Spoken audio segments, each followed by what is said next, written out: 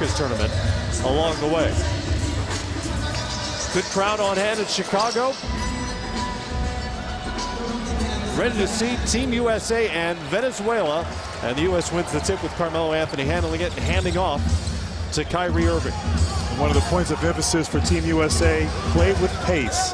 Play with pace and run your sets hard, move the ball, get the ball from side to side. Of course, get the ball inside to this matchup nightmare, DeMarcus Cousins. Well, this is a little bit of a different look for this U.S. team when you've got a post player with his kind of skills. Cousins is off. Rebound comes to Venezuela, and they've got a chance to take an early lead here in Chicago. Number 5 is Gregory Vargas. There are 2 Vargases in the starting lineup. Number 10 is Jose Vargas. And this is Windy Graterol over to Gregory Vargas, the hero from last year's FIBA Americas tournament. Off on the three-pointer. Durant the other way, quickly in transition, up with the left hand and good.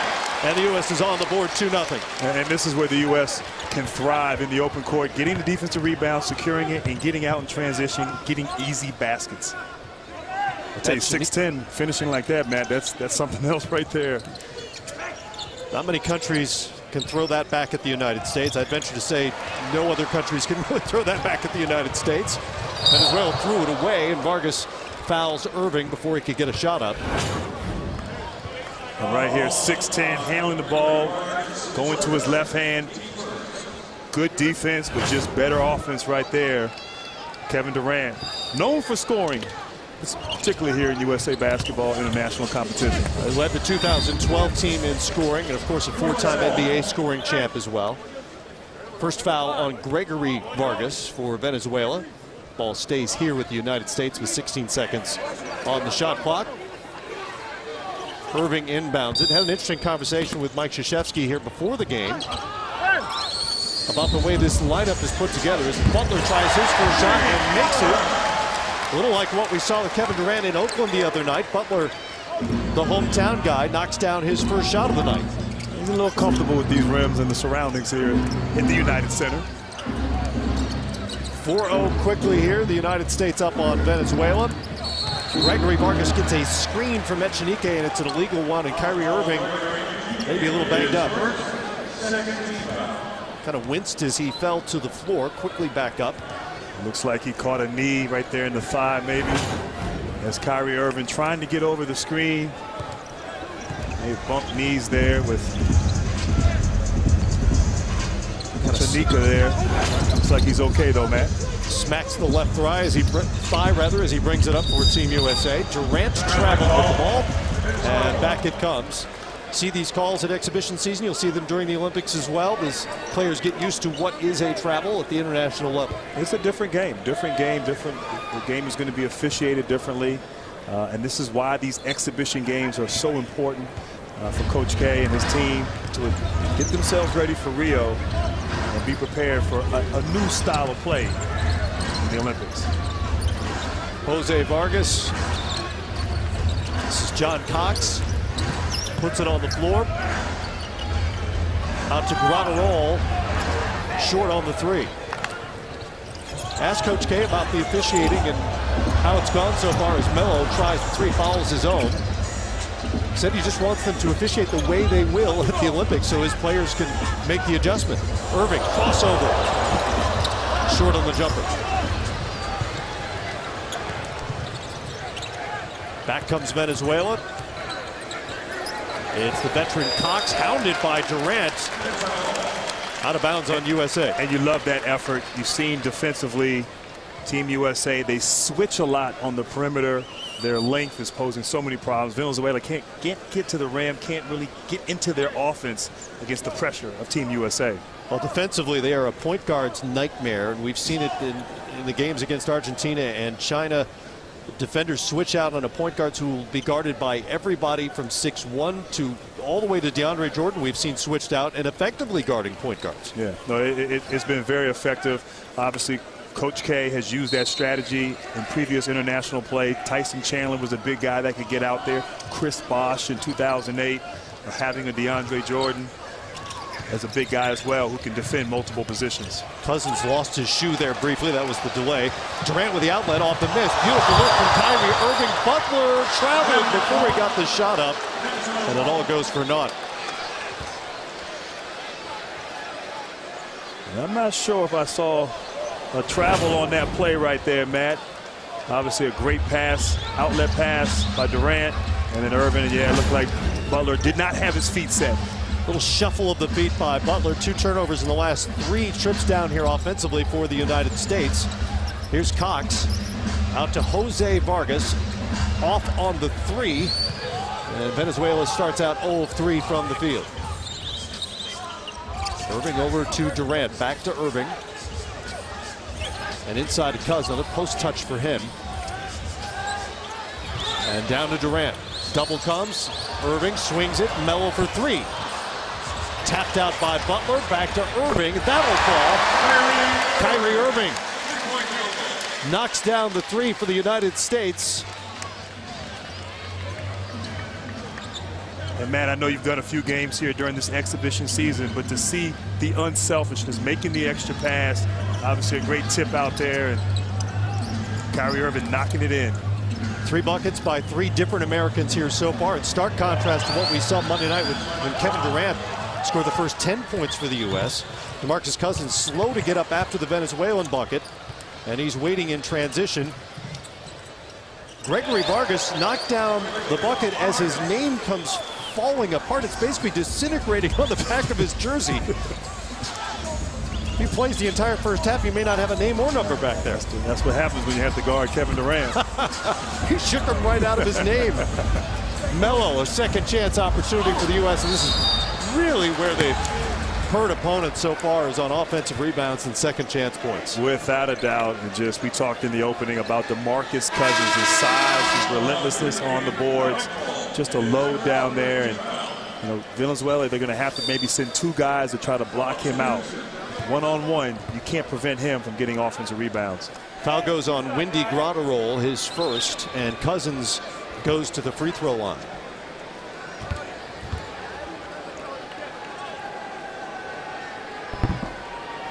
Want to hear from Coach K and the United States men's team after tonight's game? Tune in NBA.com and the NBA app for live post-game press conferences following our NBA TV coverage.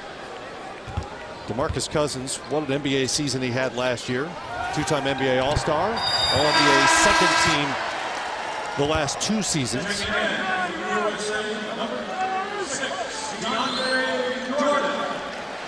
And Cousins exits for DeAndre Jordan. And it's interesting, the U.S. Team USA has their 2 big men that are very different styles of play. DeAndre Jordan, more of the defensive center, likes to play screen and roll. Cousins likes to do his damage in the low post. So what luxury to have that flexibility for Team USA as John Cox knocks down a 3-pointer. Cox knocks down the 3. He's 2 of 2 from the field. A quick 5 points for him. Venezuela within a point of the United States. After missing their first 4 shots, they've hit 3 in a row. Durant from deep, short on the long 3. Echenique has the rebound for Venezuela. And we talked in the opening about quick starts, and right now Venezuela, they feel good about themselves as Cox knocks down another 3-point shot. The thing with a team like this, you don't want to give them any life. You don't want to have them feel like they can play, and right now Venezuela, they're feeling quite comfortable out here in this court. This is a 10-1 Venezuela run and a 2-point lead. Melo to tie it. And we're knotted up at 10 now, with Melo knocking down his first shot in 5 attempts. How about John Cox? 3 of 3 from the field with a couple of threes here already early on. Cox is also losing part of his uniform name. No matter. Jose Vargas is off. Melo with the rebound. Out to Durant on the wing, picked up by Gregory Vargas. That's poked away from Irving. Over to Melo, back to Durant, and he'll try another 3. It's off. Jordan. Once again, Team USA centers extending the possession. DeAndre Jordan with a tough offensive rebound, and Kyrie Irving, one of his patented finishes there. Probably the best guard at finishing around the basket in all of basketball, Kyrie Irving. Certainly be hard to argue that. Kyrie Irving is trying to become the 4th player in NBA history to win both an NBA championship and an Olympic gold medal in the same summer. Who were the other 3? 2 of the other 3 played right here at the United Center. Michael Jordan and Scottie Pippen, who was at the ballpark last night when we went to see the White Sox and Cubs. Right. And LeBron James is the 3rd. Draw to roll off the turnover by the U.S., but that's wiped away by Carmelo Anthony. And the U.S. wants to push Melo to a trailing Kevin Durant and couldn't get it to fall. Durant will go to the free throw line. Carmelo with a trademark block. And the U.S. getting a test here by Venezuela. Vasquez, who we told you at the start of the game, will not play, unfortunately, for Venezuela at the Olympics. Basically, he's been shut down by the medical team with the Brooklyn Nets, his new team, after playing just 23 games last year due to ankle surgery. It's interesting, Grant, the plan for Vasquez was really just to play him a few times strategically to try to get past the pool stage, which would be a huge victory for this team. No, without a doubt, and that was the plan. Get him in a couple of games against some teams, some winnable games against some countries, and possibly extend to the next round, which would have been huge, or could be huge, if it were to happen for the country of Venezuela. 22nd ranked team in the world according to FIBA.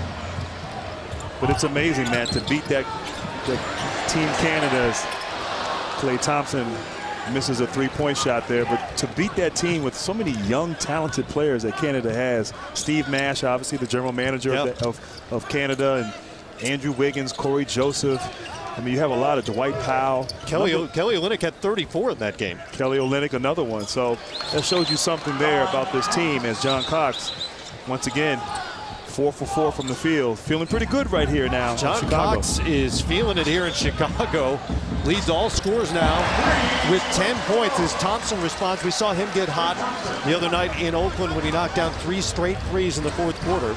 And after kind of a slow start, he came around on Tuesday night against China. You have to be in Klay Thompson's space as soon as he crosses half court with that kind of range.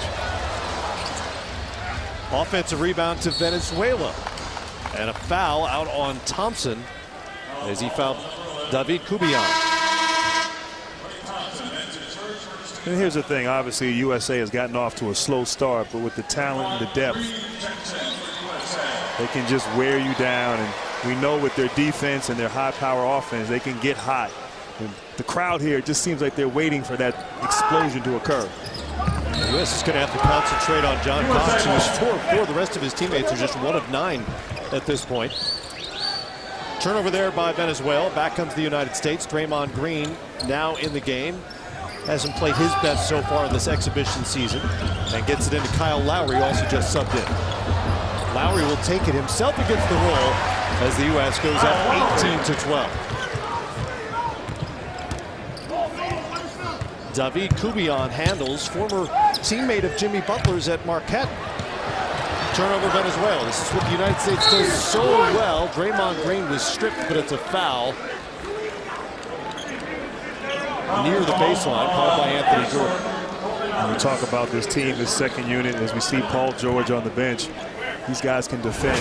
Draymond Green, DeAndre Jordan, Lowry, Klay Thompson, really just making life miserable for Venezuela. And Draymond Green getting to the free throw line.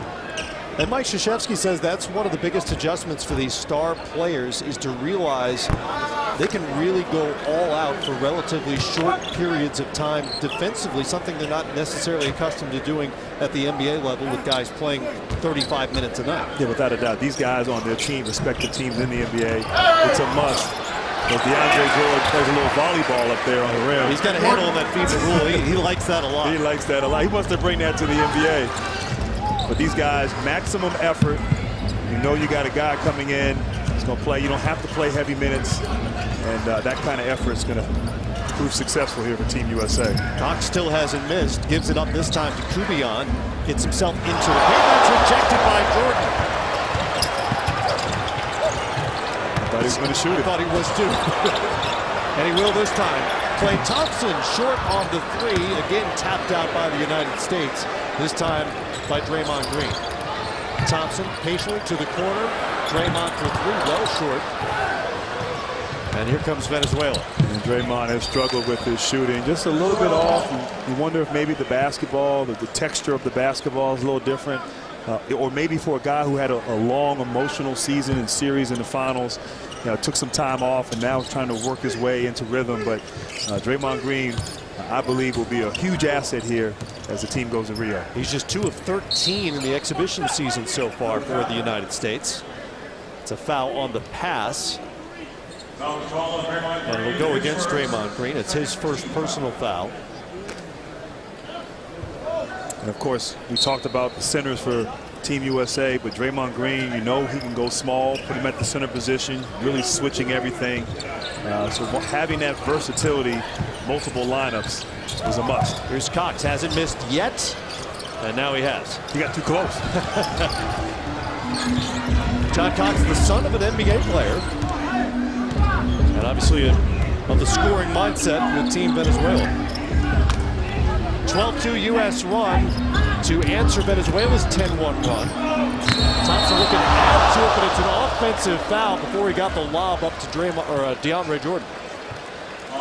And that might have been some great defense there. DeAndre Jordan rolling to the basket and obviously stepping up to take the charge. But that might have been the most exciting missed dunk right there. Well, did you happen to see DeMar DeRozan's 360 attempt on Tuesday night? Oh, I saw that. That may be the greatest missed dunk I've ever seen. That was unbelievable. That's just disrespectful right there. The confidence to go up for a 360. Didn't make it, but it looked good. In preparation for this summer's international games, tickets for games across the country are on sale now. Visit usab.com/showcase for schedules and ticket information. U.S. had more turnovers than assists in that first quarter, 5-3. And Venezuela, thanks to a 10-1 run, actually led for a bit in the first quarter. Offensive foul on Venezuela to start us off here in the second.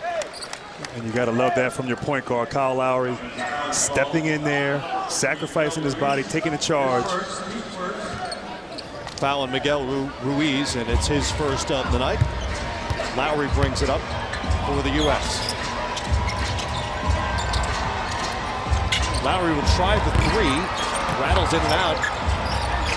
Thompson shows off the range with the offensive board inside to DeAndre Jordan. And we've yet to see a center from the opposing teams in these exhibition games who can physically deal with Jordan or Cousins. And I'm not sure there's many teams out there, many countries that have the size.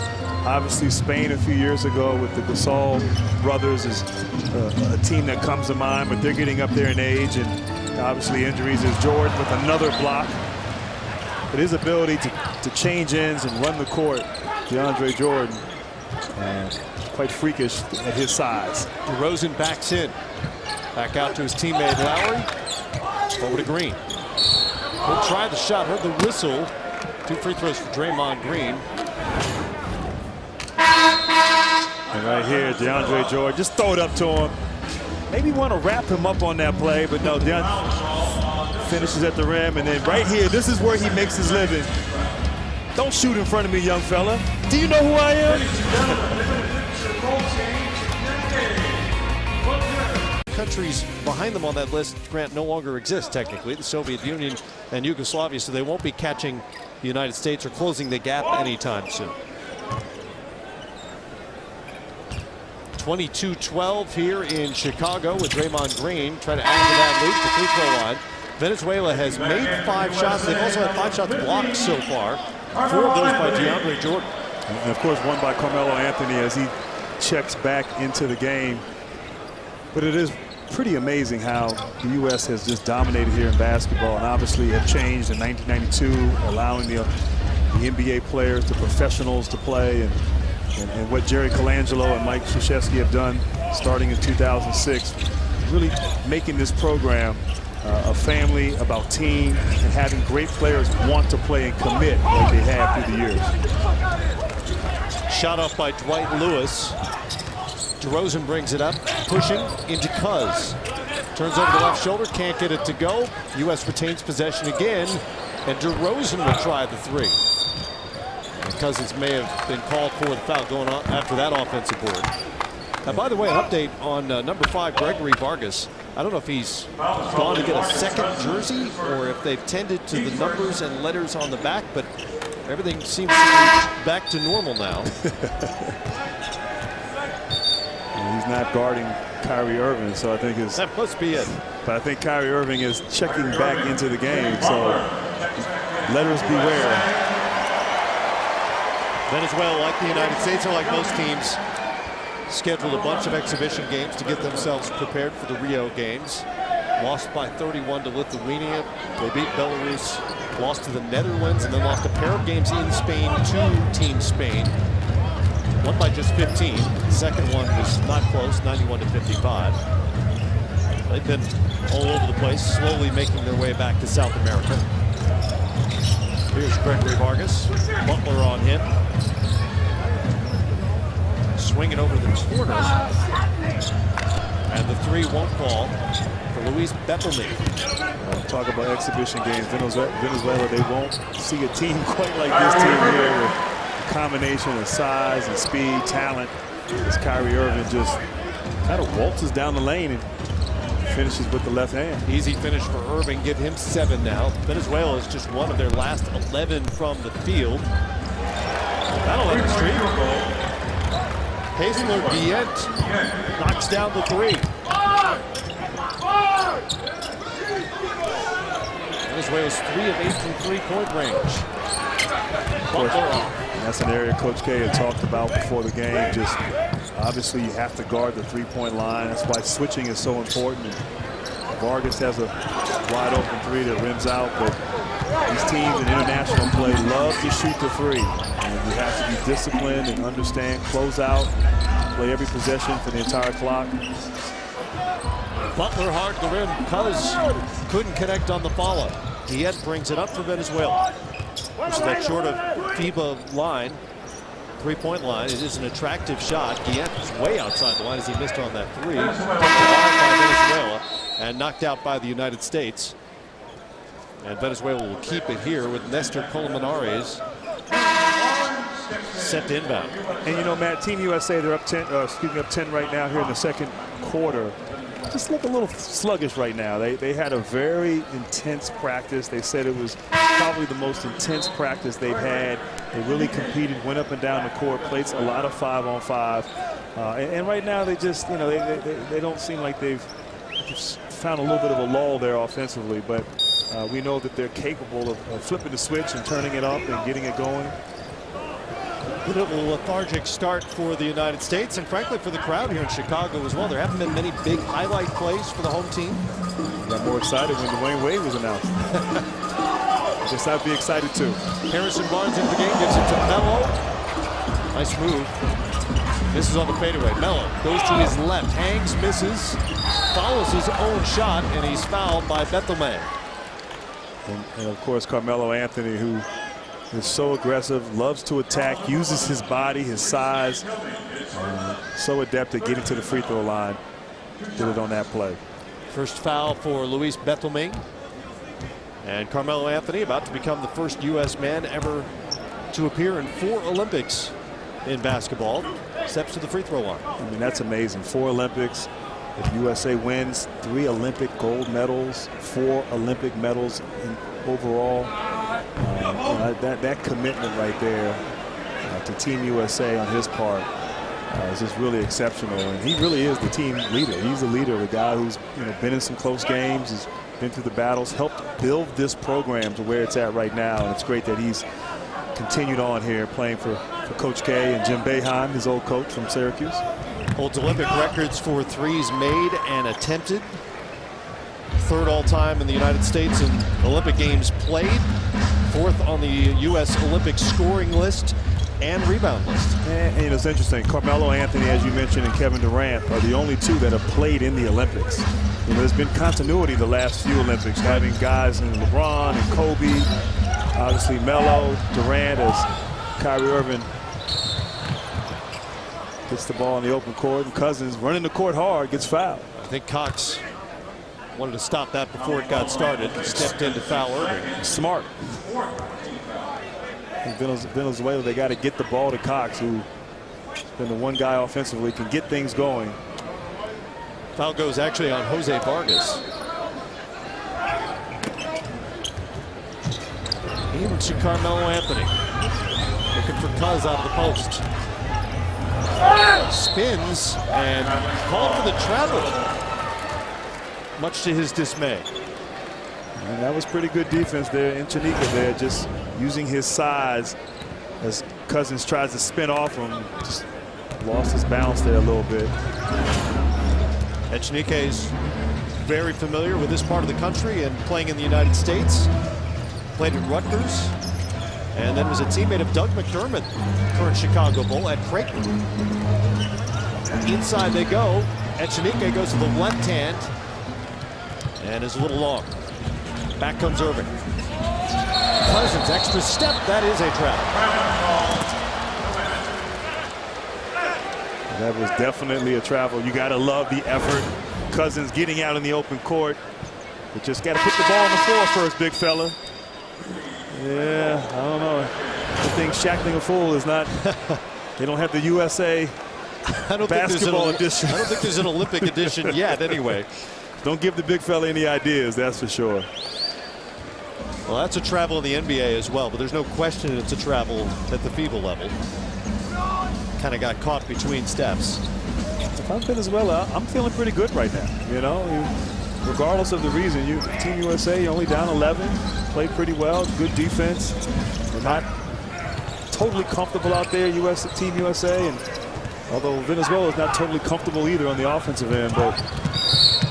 Well, other than John Cox, Team Venezuela is now 2 of 20 from the field. That's no shot on the other end. As Irving was fouled by John Cox before the shot attempt. I tell you, that was smart right there by John Cox. But did you see that finish by Kyrie Irving? It just amazes me, his array of shots around the rim, his confidence. He never gets his shot blocked. He's so good at evading the defender and using the glass. Great touch down there, and just playing with so much confidence after such a stellar play there in the last year's playoffs. But just look, that's George Gerving-ish right there. Just nice little finger roll by Mr. Irving. MVP of the World Cup 2 years ago in Spain, including 26 points and 4 assists in the gold medal game against Serbia last year. And Kyrie Irving now has 9 for the United States. They lead at 28-15, under 5 minutes to go here in the second quarter. Matt Weiner, Grant Hill, great to have you with us here on a Friday night in Chicago, Illinois. Gregory Vargas fouled on the shot attempt for Team Venezuela. That was a smart move by Vargas. Sometimes the best defense is good offense, attacking Kyrie Irving. You got to make Irving play defense as well. Vargas gets to the free throw line. First free throws of the night for Team Venezuela, and it was Vargas who hit the biggest free throw in national team history last year to beat Canada on that controversial foul call and put them into the Olympics. Don't forget, the WNBA's 20th season is in full swing. Don't miss a minute of the action as the season resumes on Friday, August 26th. Be a part of the historic season and get your tickets today at WNBA.com/tickets. Gregory Vargas will go down in Venezuelan basketball lore for that free throw he made to put them into the Olympics for just the second time ever. And he heads out with Venezuela down by a dozen.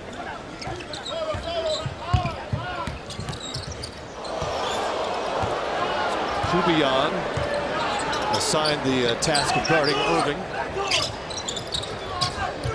Right now, Carmelo Anthony at the center position, but Coach K moves him around the power forward center as Melo lost it. It goes as a shot clock violation, if nothing else. It will be a shot clock violation as Melo couldn't handle it. And I got to give this team Venezuela some credit. I mean, defensively in the half court, they're competing. They're not backing down. It's important for them to get back in transition, not allow Team USA to get out easy baskets. And thus far, USA has struggled trying to get some rhythm, get some flow on the offensive end. US doesn't have a made bucket in more than 3.5 minutes now, and turnovers in 3 of their last 4 offensive trips. But Venezuela hasn't really been able to capitalize on the other end of the floor, where the U.S. defense is going to not only keep them in games, but win them a ton of games, even if the offense isn't working for them. Here's Cox, and the one guy who's been able to score for Venezuela. High arcing shot, beautifully done by John Cox. I'll tell you right there, Jimmy Butler is playing good defense, but John Cox playing a lot of confidence right now.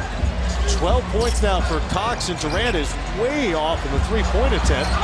Butler with the offensive board as he's stuck with it. Back to Mello, he'll try the three. That's short. Irving back to KD. Off again. It bounces around. Irving goes diving toward us to keep it alive. Unable to do so, and back to Team Venezuela, as the United States is now just 2 of 16 from three-point range. And you love the effort, the attempts on the offensive glass. Kyrie Irving diving on the floor. I mean, just sacrificing his body here, trying to make the save for the play. Almost diving into your lap there. Almost. But Kevin Durant, a couple bad misses right there, uncharacteristic for him. Venezuela can cut it to a single-digit lead now with just over 3 minutes to go. Calling out the plays, they get it in the Cox rather. Former University of San Francisco star working on Irving. Over the top. Couldn't get it to fall.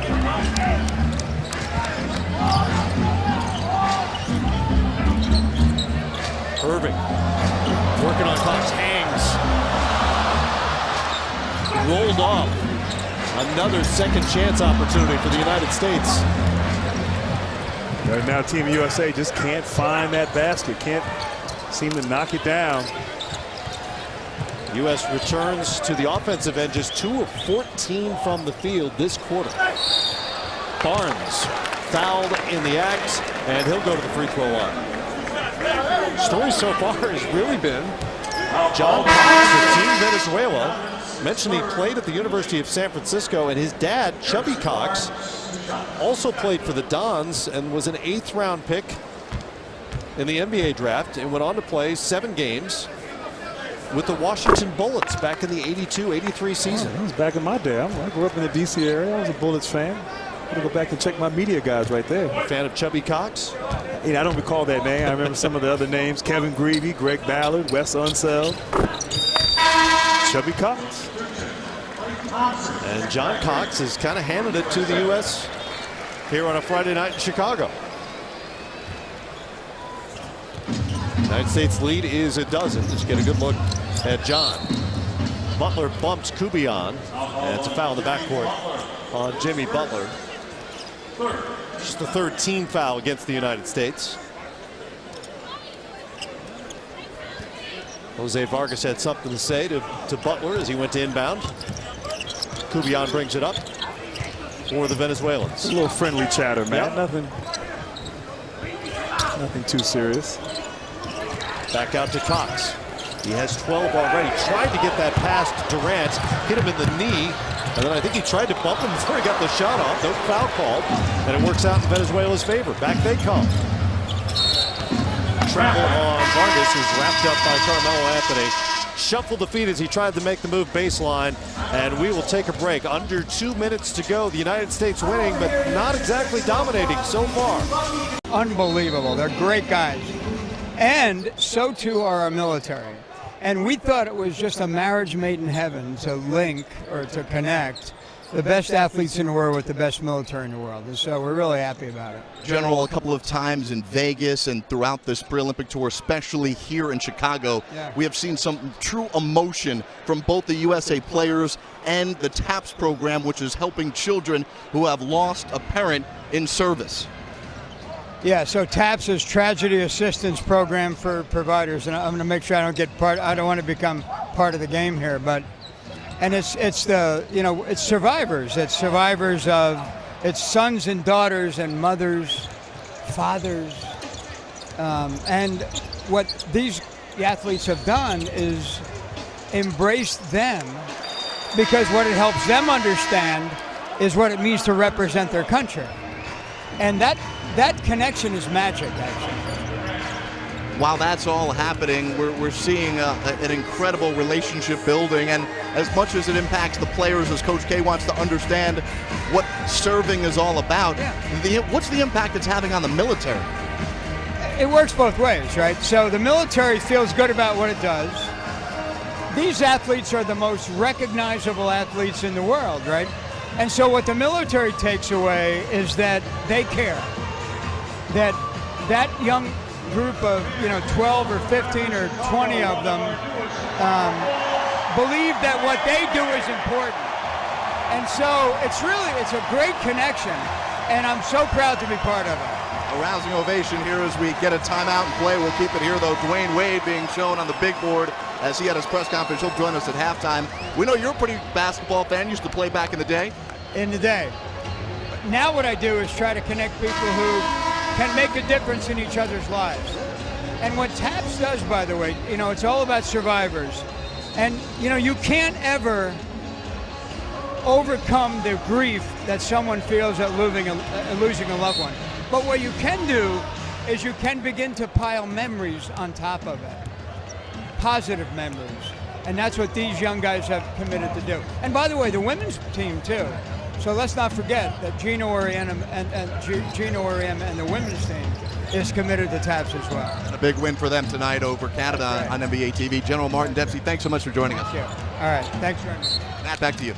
All right, Jared, and while Jared was speaking with the general, Kevin Durant ended a streak of 13 straight misses for the United States.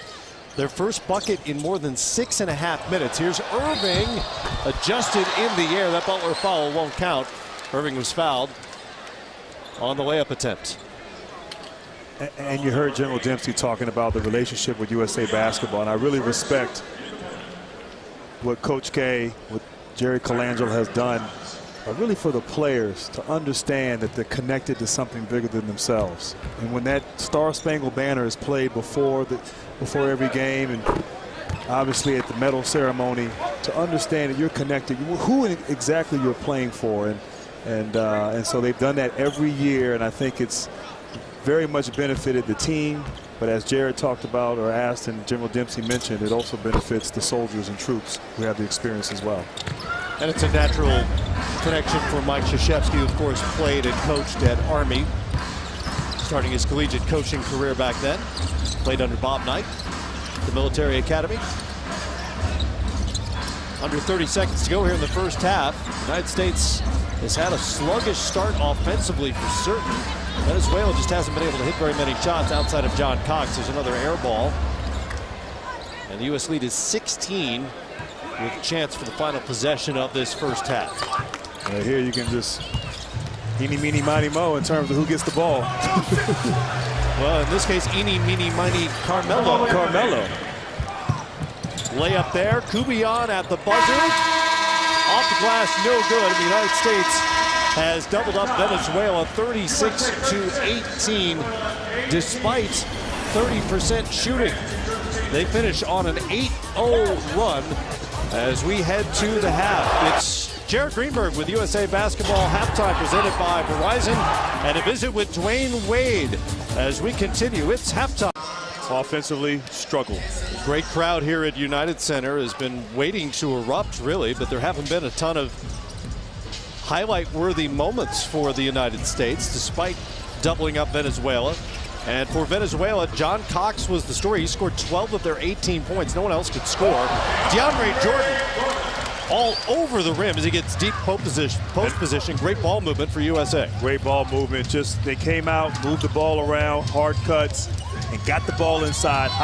Highly efficient there from DeAndre Jordan. Well, the United States had just 5 assists in that first half. They've been averaging 26 a game in this exhibition portion of the schedule. As back comes Venezuela, and it's a turnover. No, not a turnover. That was tipped by the United States. But the ball moving right here, high screen and roll. Klay Thompson, he didn't hold it for long. Cross court, great seal inside by DeAndre Jordan, and when he gets the ball down there, not much you can do. Beating the shot clock is Nestor Colmenares for Venezuela, and maybe they'll shoot it a little better here in the second half. It's a good start, certainly, for Team Venezuela. They can't shoot much worse. No, they can't. Sure. They were 7 of 32 in the first half and 3 of 14 from three-point range. It's under 22%. Lowry will try the three off the dribble. Might have nicked rim. Maybe not. They don't give him the shot. Shot clock now down under 5. Draymond Green, he did nick rim, but it goes to Venezuela. Vargas pushes and gets it back. Gregory Vargas over to Jose Vargas. And Draymond Green's had 2 3-point shots thus far, and they've all been very short, very flat. No arc on the shot. It looked like Vargas walked there on that Yes, play. it did.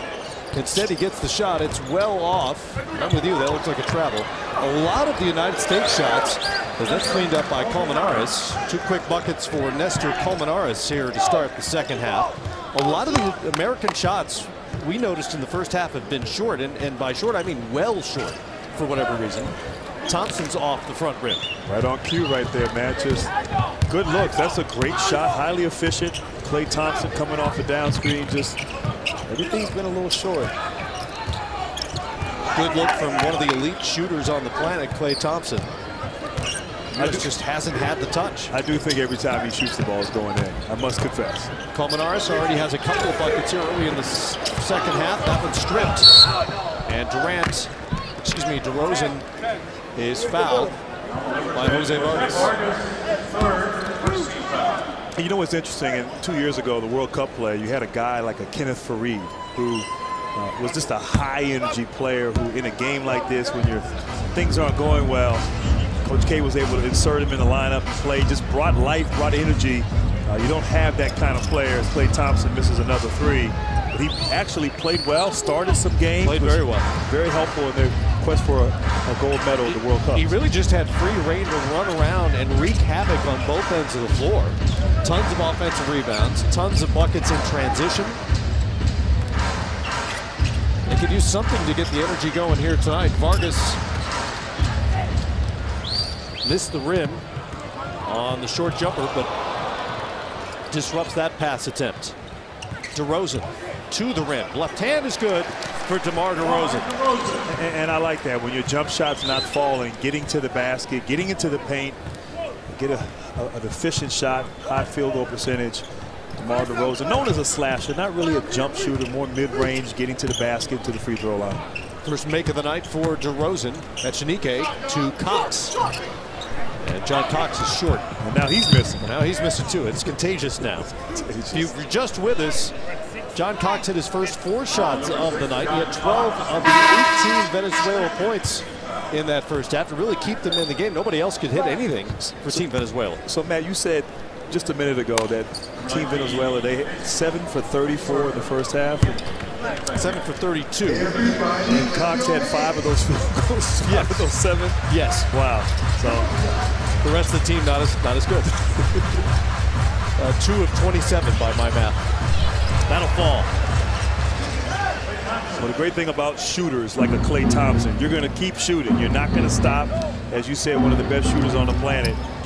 He still thinks every shot he's going to make, every shot he shoots is going to make. Colmenares out front to John Cox. Cox with Thompson on him, gets a screen from Echenike. Showed good patience handling the ball, and he's fouled as he was working his way toward the paint. Foul goes on Thompson. That's Klay's 3rd. Not that foul trouble's necessarily going to be a consideration tonight.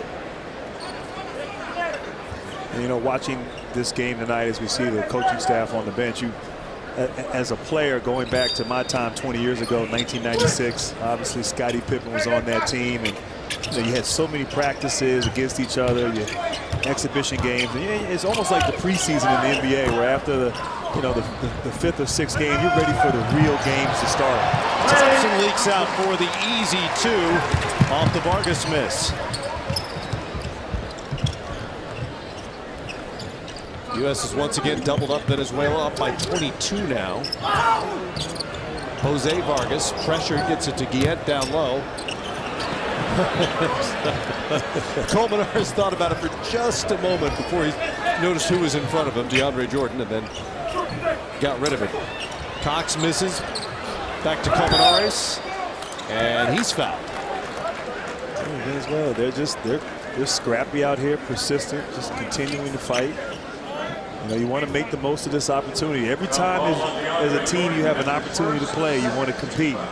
And although they're down 22, they're still out here fighting on every possession. Jordan's first foul. And a couple of substitutions here for Venezuela. Gregory Vargas and Miguel Mariaga are into the game.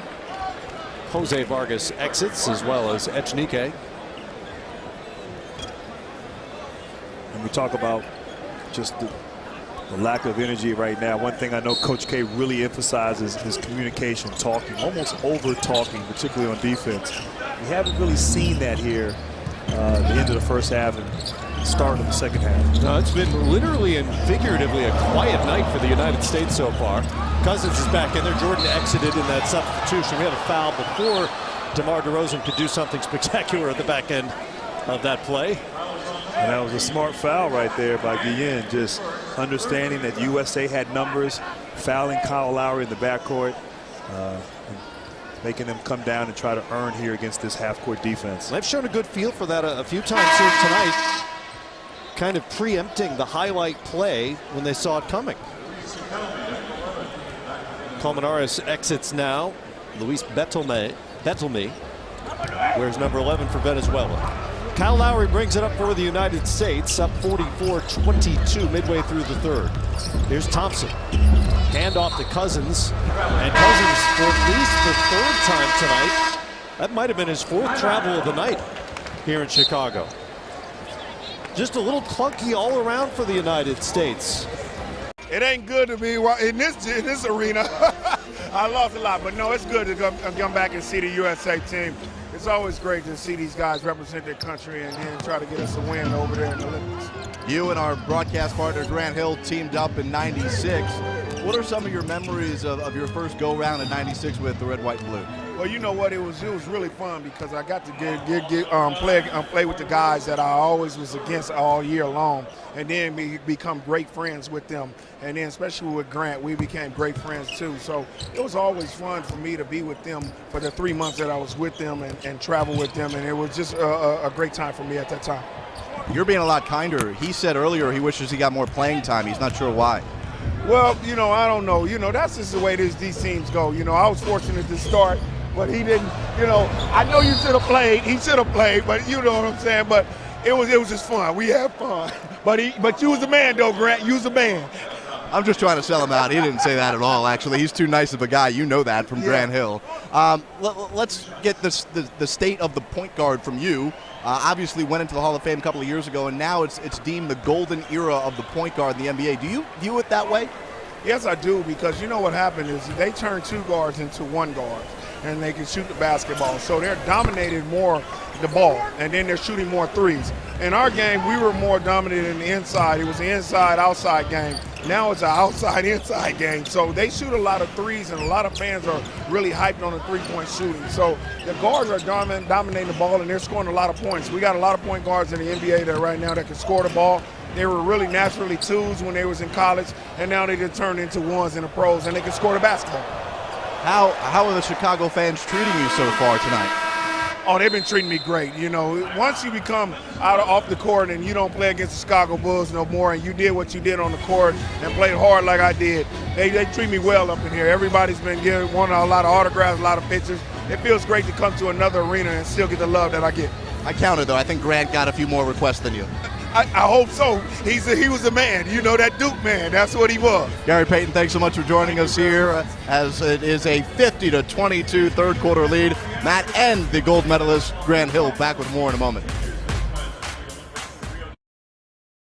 We've had Melo here for a while. What does his commitment mean to USA basketball and him being a veteran for this team? Well, it's ironic he was the first player I spoke to back in '05 to get a commitment from him, and so he's the last man standing. He's back, and for him to be in a position to win another gold medal is a great story unto itself. And we're happy to have his leadership. We're happy to have his scoring ability. He's very successful in international play. He's been a big part of our success. Well, he's going to be the leader of this team along with KD, and to have somebody who has been to this will be his 4th Olympics. I mean, that level of experience, while I mean, he's still a great player, and commitment. It's a godsend, really. He'll be one of the key factors in us attempting to win the gold medal. Yesterday was first day of. The United States Olympic Committee has selected Los Angeles as the U.S. bid city to bring the Olympic and Paralympic Games back to America in 2024. Let's give our Team USA athletes an Olympic home field advantage in 2024. Learn more and show your support at LA24.org. A 10-0 United States run, and the U.S. leads it now 50-22. It has not been a thing of artistry for the U.S., and that ends the run with the three-pointer from number 8, David Kubian, Jimmy Butler's former teammate at Marquette. DeRozan is short on the jumper there, but the U.S. this 10-0 run has been more of a product of defensive work and kind of blue-collar sort of effort rather than any sort of offensive efficiency. And it's interesting when you think about this roster, and we noted it when it was announced, talked about it at training camp a couple of weeks ago. There aren't a lot of natural playmakers on this roster. There's no Chris Paul, for instance, no LeBron James type. Kyrie Irving is certainly more of a scoring type point guard. And there may be times when that affects the half-court offense in particular for the U.S. Without a doubt, Matt. I mean, if you think back on some of these Olympic teams in recent years, 2008, Chris Paul, Jason Kidd, obviously LeBron James, both in 2008, 2012. Guys that can sort of take over and be leaders, run the offense, really are quarterbacks on the floor. Kyle Lowry, great players. Obviously, Kyrie Irving, a great player as well, but they're more of scoring point guards, as Gary Payton alluded to. And that's the one sort of, if I had a flaw, if you would say, about this team, just not having a guy who can be a playmaker. I mean, really, Draymond Green might be the guy, at least in terms of how he's used in Golden State, getting triple-doubles, facilitating. That may not be his role here, but that's the one thing that I've seen that could cause some potential problems in Rio for Team USA. Well, there's a guy who solves a lot of problems. Kevin Durant, who makes his first appearance of the second half.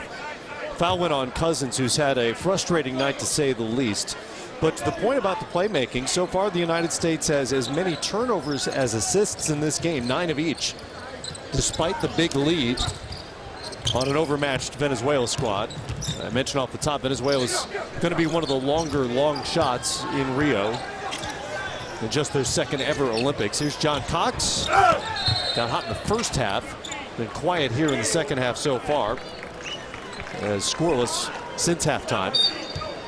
And Matt, to your point too, this team that's on the court right now, some of the greatest collection of talent, but the instincts of all these guys is to shoot first. That's their game, their scores. They get the ball, they're figuring out how they can score. That's what's made them successful. That's why they are here.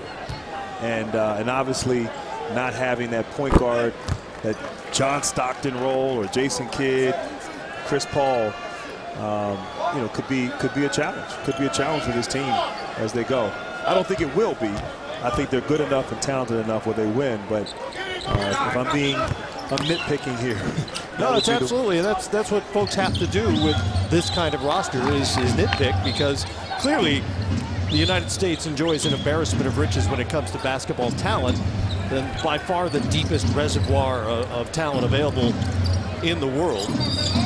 When you start to look at the way rosters are assembled and how the parts fit, and just how good or dominant a team could be, and then you wonder, in a close game, should that happen against a France or perhaps in the medal rounds against somebody like Spain or Lithuania, how does that work? How well does it work together?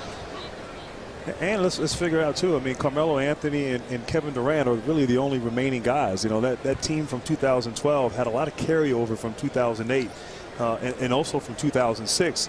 And so that consistency and understanding roles and building that comfort level with one another in those close games, it showed. It came out in clutch moments in their gold medal quest in 2012 and 2008. And see how that unfolds here now with a little bit of a different roster and a different makeup. Carmelo Anthony among the Americans having a tough shooting night tonight. He's just 2 of 10. Free throw gives him 6 points. The U.S. has missed 9 free throws among the other sloppy elements of this game tonight. Just 13 of 22 from the free throw line. Here's Kubian. Gets it back in front of Melo. He'll try the 3 off the front rim. Cousins has the rebound.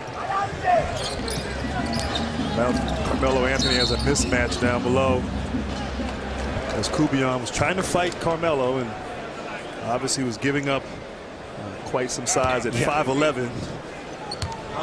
Maybe not a bad foul, but putting Carmelo on the free throw line.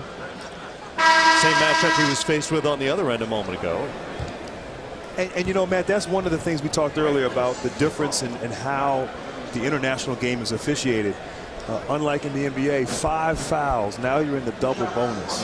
And having the awareness of the foul situation and being aware, particularly on defense, not putting teams on the free throw line was a point of emphasis for Coach K. And one of the things he talked about before tonight's game. But they have to keep that in mind as they go to Rio, just being aware of one of those subtle changes about the foul situation and what kind of effect that could have on the results. Coach Shea Garcia from Venezuela substituted out Kubian for the bigger Dwight Lewis. Offensive rebound for Butler now. Back to Melo and down to Butler. The hometown Chicago Bull over Vargas. And too strong. Foul on the rebound attempt in the paint. And that'll go against Miguel Mariaga. And right there, Jimmy Butler, his sweet spot at mid post with a 5'11" Vargas on him, and just not able to finish there. But Cousins once again making a living inside on the offensive glass, missed his first free throw. U.S. now 14 of 25 from the free throw line tonight.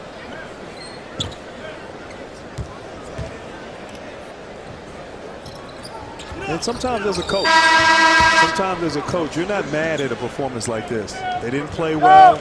You kind of, get the guys' attention now. Say, look, don't think we're just going to roll the ball out here and be able to run up and down the court like we did in those first 3 preseason games. And so using this as a teaching tool, using this as an opportunity, to learn and to grow as a team coming together, that look, we got to play. And obviously the win is here, but they just haven't played well. It's about playing up to their standards. And thus far, they probably haven't, Team USA. I don't think there's any question about that. And the United States will obviously face some better opponents in Rio, but this is a good lesson in what their defense can do for them, because offensively, there's just been no flow for them, and they haven't shot the ball well at all. Vargas might have gotten away with a travel before the foul was called against the United States. Just kind of loosen up that right shoulder. And Matt, not only a travel as he penetrates and gets into the paint, nice ball fake, but I thought he initiated the contact there on Jimmy Butler. Jimmy Butler was, stayed down, did not, I don't know, he kind of sold it there a little bit, but. Little salesmanship by Butler. Does not get the call here even on his home floor or in his home building. Home country. It's technically not his home floor because USA Basketball provides the floor here in United Center. Certainly in his home country. That's right. Vargas off on the free throw, but Venezuela maintains possession. Rebound by Windy Glatterol. Vargas, the hero of the FIBA Americas tournament last year with the free throw that sent Venezuela to its second ever Olympics. Shot is off at the buzzer by Dwight Lewis. Back comes the United States with Durant handling. Down to Butler, steps outside the three-point line. Looked like he was trying to get it to Cousins. Instead, kicks it out to Kyrie Irving.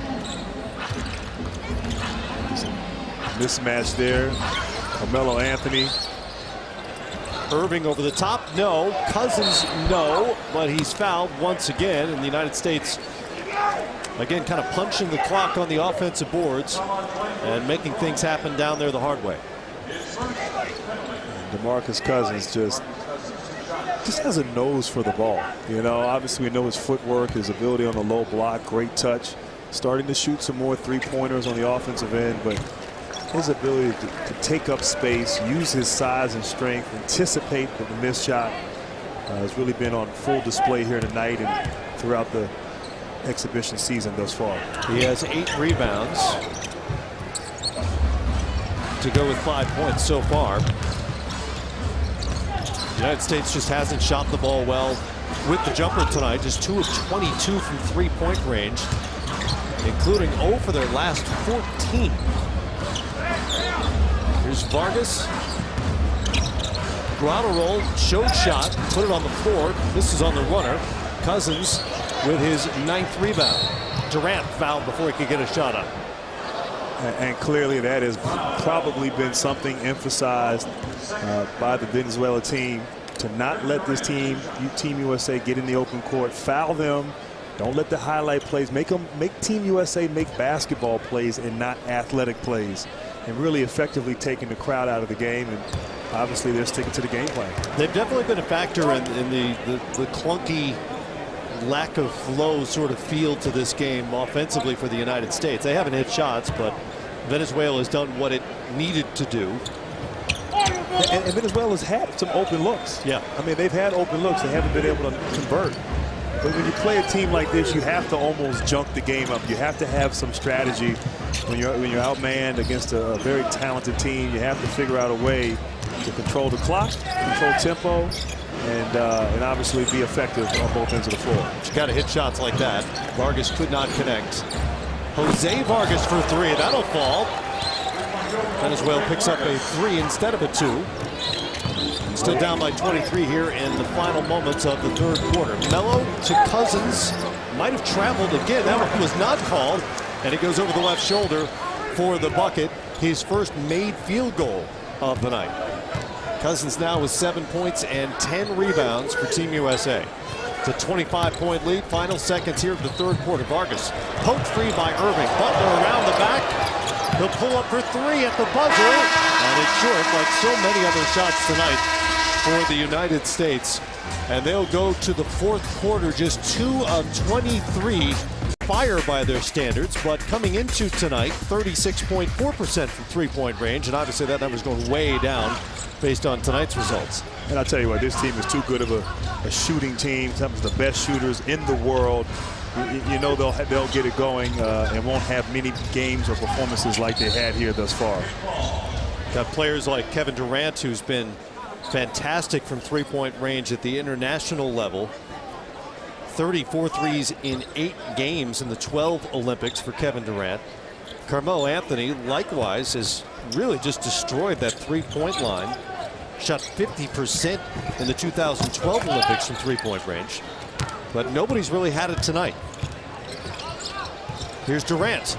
Big step. And that's a goaltend, as it was knocked away off the rim by Colmenares. And I don't know if he needed to goaltend that. It looked like he was going to miss it. It was going to be short anyway. Like the ball might have slipped out of Durant's hands. Excuse me, the goaltend on Miguel Ruiz, not Colmenares. But I agree with you. I don't think that ball had any chance of going in. But that again goes to the Venezuelan strategy, or apparent strategy tonight, of eliminating any sort of potential highlight for the United States whenever possible. There's Vargas and 1. Jose Vargas with a strong move off the glass, and good for the 34-year-old veteran of 39 games with the Venezuelan senior team going back to 2007. First foul on Kevin Durant. I'm not sure if that was a foul there on Durant. A little tap. Great shot there by Vargas. Attacking Durant. Nice little shot off the glass. Going for three-point play. Vargas, like most of his teammates, plays professionally in Venezuela as well. Split his time between a couple of clubs, Marinos and Guaros. Many of these players come from the professional club Guaros de Lara, which was coached by the national team head coach, Shea Garcia, until recently, when the coach and management had a falling out, we're told. Happens sometimes. Yes, it does. Harrison Barnes wears number 8, brings it up to the United States. Open floor ahead of him, tried the lob to Cousins, just not in sync, and high over Cousins' head. Turnover for the United States, and back will come Venezuela. It was the right play. Harrison Barnes attacking the basket, getting in the paint. Just threw the ball a little high. 10th turnover for the U.S. and they'll change out the ball, wet basketball. As we've talked about during these exhibition games, that this FIBA ball does have a different feel to it and is prone, it seems to me more so than the NBA ball, to becoming slick. No, without a doubt. We were out in Las Vegas at the training camp along with Steve Smith, and we had the basketball on the set. And even without it being wet, it felt slippery. Just a different texture, different material. These guys are obviously used to playing with the NBA basketball. That's always an adjustment. We saw yesterday here at practice many guys getting shots up after practice, getting comfortable. Kyrie Irving, one of the best ball handlers, dribbling the basketball, working on his dribbling. This is part of what this time is for, this exhibition season. Not only getting comfortable with one another, but getting comfortable with the basketball. It's a fundamental thing, but it's true. It's a different ball and has a different feel to it. Not sure which ball they came away with. They kind of traded them back and forth. We did come up with one, and we're back to playing here in Chicago with the U.S. up by 24. Like the Globetrotters over there. You know what was going on. Waiting for the bucket of confetti to come out next. DeMarcus Cousins picks up his third foul, and Colmenares goes to the free throw line. Colmenares had 14 points in each of Venezuela's exhibition losses to Spain over in Europe. Played 19 games with the senior team. And another member of this roster who played collegiately in the United States, Indian Hills Community College in Campbellsville, going back to 2010. And a pro in Venezuela these days. I'm impressed with your basketball knowledge of the country of Venezuela, man. I got some stuff here. Yes, you do. I got a lot of stuff. You have the inside stuff. Irving, oh, there you go, a little promotional opportunity for Grant Hill. Irving turned the corner and finished nicely with the left hand. U.S. has 60 now, up by 26 here early in the fourth quarter. The research is a special sort of challenge for these U.S. exhibition games. Colmenares put it on the floor. Cousins defended. Back out into the hands eventually of Dwight Lewis, but Venezuela keeps it off the miss. Jose Vargas. Cross court. High off the glass, no good. Kept alive by Ruiz. And finally it goes for Dwight Lewis. Nicely done by Team Venezuela. And we failed to mention in this game the FIBA rule change that resets the shot clock to 14 on an offensive rebound, which came into play a couple of times there. I'll tell you what, that last possession, man, just all effort, all energy, all fight by Venezuela as Melo loses the ball.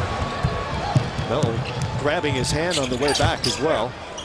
Venezuela with an easy opportunity, and that won't fall. That's kind of in keeping with what they've done offensively as well. Venezuela shooting just over 23%, but they are fighting. They are fighting, you know, attacking the closeouts, getting to the basket. Guys not quitting on the play. And Ruiz getting the ball out, finding the shooter, knocking it down. That right there is just all effort. You can't teach that. You can't diagram it. It's about going out, playing with heart. And even though they're down big, down 23, still competing on every possession. Well, I mentioned this is just the second time Venezuela has ever qualified for the Olympics in men's basketball.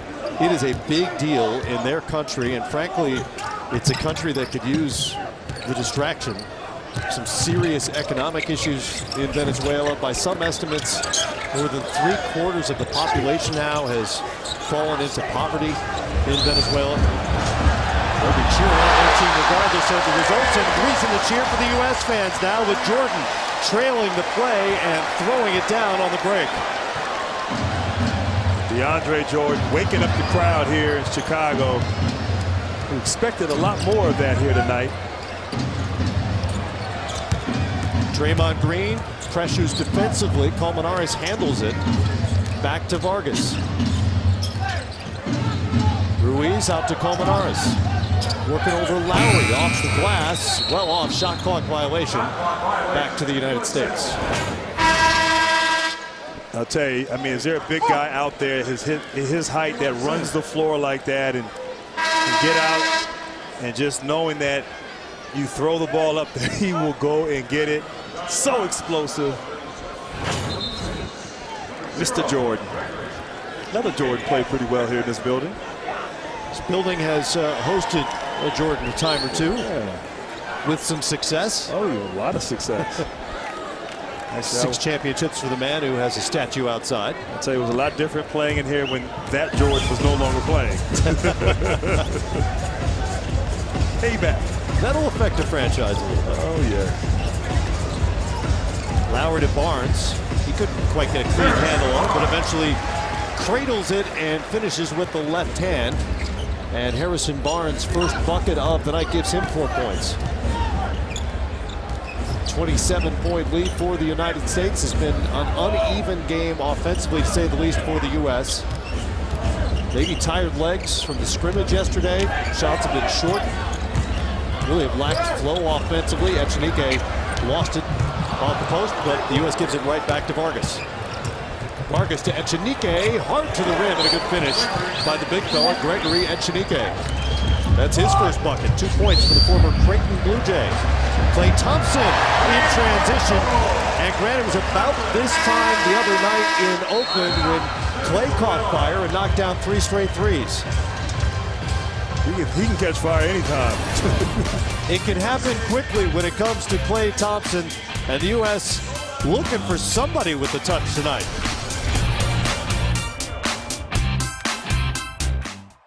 Speaking of two-way players, Jared Greenberg is standing by with a pretty good one as well. Yeah, no question about it. Paul George, and again, the story is remarkable that you're here. Has it hit you now that you've gone through a couple of practices about 2 years after that horrific injury? Yeah, I mean, it hasn't even been a thought. You know, my only focus now is preparing for this summer and preparing for a gold medal. There's no thoughts at all on the injury. I'm here, and you know, I fully recovered from it. You, as we've talked quite a bit about over the last couple of months, I mean, you really look like your old self come the playoffs. How much can you utilize the practices here, the exhibitions, and ultimately the Olympics to get yourself back to that MVP level that you're at? Well, the doctors told me this is a 2-year process. With the whole rehab, this is a 2-year process. And, you know, this is just another part of it. I think this is really closing the chapter on it by going on and continue on in this summer. To me, it's making up games back in you know, the year that I missed. So it's just all about reps. It's all about getting the rhythm and staying in rhythm when season come back around. We see so much versatility and changing in the lineups here. What have you gotten a feel for what your role will be asked to be with Jimmy Butler constantly on your shoulder? Yes, sir. My role is just to do it all. I think that's the role of every player on this team is kind of do a little bit of everything.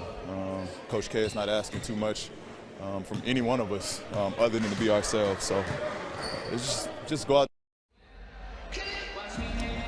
Back in Chicago, where DeAndre Jordan is taking the court and utilizing this time with USA Basketball to work on what is universally known as his weakness, free throw shooting.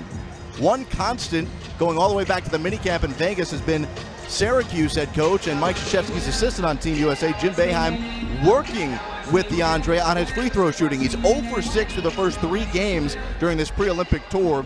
Coach Boeheim telling me before the game here, they're working on his release point. It's been incredibly inconsistent, and because of that inconsistency of the release point, it messes up his confidence. But certainly they'll continue to work on it, and something Coach Boeheim hopes to help improve before their time is up with Team USA, Grant. Well, you know, it's interesting, Jared. I mean, I played with DeAndre Jordan in Los Angeles back in 2013, my last year before I retired. And people see his struggles, they're well documented.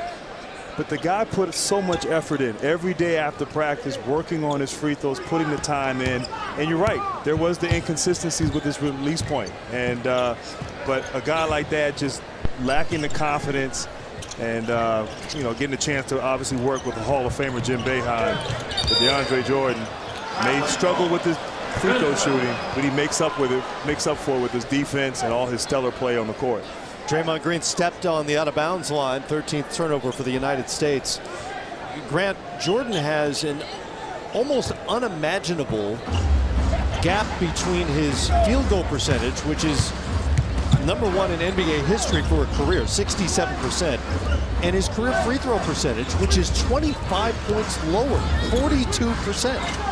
It's hard to wrap your brain around those numbers. Well, I'll tell you what, man, as it looks like Vargas stepped on the out-of-bounds line there, but I'd say most, if not all, of Jordan's field goal attempts are dunks. Yep. And you know, it's been obviously an Achilles heel for him. We've seen other big guys struggle with their free throws. DeAndre Jordan, there's times where it actually looks good. It looks like a good release. The ball goes in well, and then he'll come right back with a bad miss. And that inconsistency has been consistent throughout his career. If you only watched him at the line and didn't watch the result, you would never know that he's a bad shooter at the free throw line, because to your point, it looks fine coming off the fingers mostly. Lowry knocks him down there.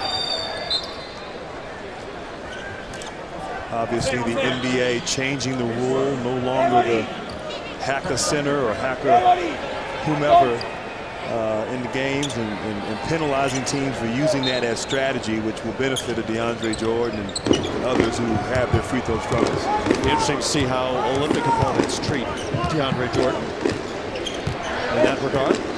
Well, right now, free throw struggles. Well, tonight Venezuela had a couple times where they could have wrapped him up, and they didn't. Not an instinctive play, I think, for some of these international teams to intentionally foul somebody in those situations. Yet running out of shot clock, and that's about 2 feet wide right. Thompson fouled by Vargas, making his way up the floor. The United States has improved its shooting percentage to 39. May get over 40 yet. And a 30-point lead, but the final score, at least it doesn't appear at this point, won't be anywhere near to what they've been scoring in these games. They put up 111 against Argentina and 106 and 107 respectively against China. And Matt, that just speaks to the separation in town as Harrison Barnes airballs his pull-up jump shot. You shoot 39% from the field and you're up by 30.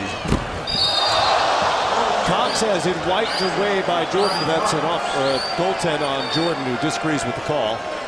Ruling was that it had touched the backboard first, and Jordan just looked over at us and said, "I got that." I don't know, Mr. Jordan. That looked like a good call right there. I just mouthed back at DJ, "You're mistaken." No, I would never do that.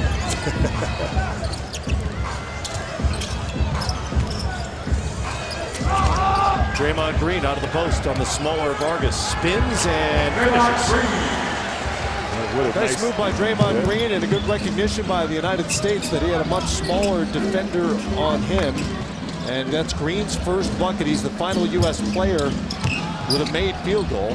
Everybody else had already scored at least one bucket. Guillet into the paint. Grabbed by Jordan, but fouled before that. And Matt, right here, you know what I love about what Draymond Green did? He didn't settle. Sometimes you have a smaller guy defending you. You think, okay, I can just shoot right over him. Draymond Green has struggled with his shooting and scoring. Took his time. Nice footwork. Got a highly efficient shot there off the glass. He'll get it going. He'll find his rhythm. No doubt in my mind. He'll get it going and find his rhythm and get comfortable playing in this environment. Does so many things. Really a utility guy. Can defend, can facilitate, allows you to play small. Has been very good and very talented throughout the last couple of years shooting from the perimeter, but has struggled here tonight doing so. Green did have 7 rebounds against China on Tuesday night, but in the first 3 games he was just 2 of 12 from the field for a total of 7 points, 12 boards, and 5 assists. Guillet knocks down the free throw for Venezuela. Closing in on 3 minutes to go here on a Friday night in Chicago. Glad you're with us. What a great summer city, Grant. So much going on here. The Cubs are in town. Lollapalooza is here in Chicago in Grant Park. Radiohead is the headliner here tonight. Butler in and out from 3. We might have time, Matt, after this game. You know, we might have to do that. I haven't seen Radiohead since 1994. I'm not sure I've ever seen Radiohead. They were the opening act for REM. Okay, all right. I've heard of Radiohead, but I've never been to one of their shows. You should go sometime. Yeah, maybe tonight. Maybe tonight. You're Grant Hill. You can go wherever you want. Vargas is off, cleans up his own miss.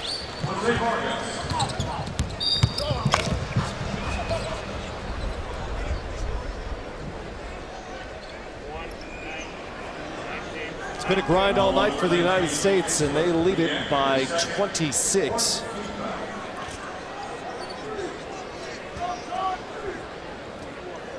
Foul on Guillen. Guillen had 15 points for Venezuela in the championship game against Argentina in the FIBA Americas tournament last year. Another great moment in their history. DeRozan with the drive and the bucket. DeMar's second make of the night, 6 points for him. The U.S. is now at 39.7%. Steadily climbing here with their field goal percentage.